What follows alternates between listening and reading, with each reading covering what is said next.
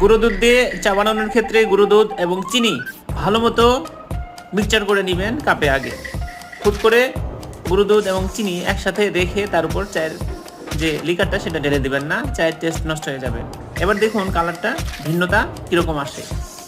আর liquor জাল দেওয়ার ক্ষেত্রে দুই ধরনের চাখর আছে, যারা কড়া জাল দেওয়াকে পছন্দ করে, আর অনেকেই আছে বিশেষ করে ছেলেরা যেটা পছন্দ করে যে কাঁচা পাত্তি মাইরা দেন টাইপের একটা গন্ধ ভাল লাগে তাদের।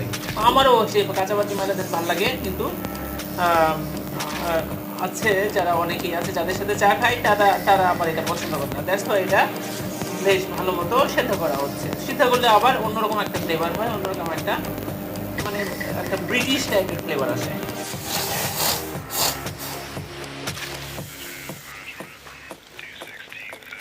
চা খাওয়ার জন্য এই উপাদানগুলো বাসায় আপাতত আছে। এটা একটা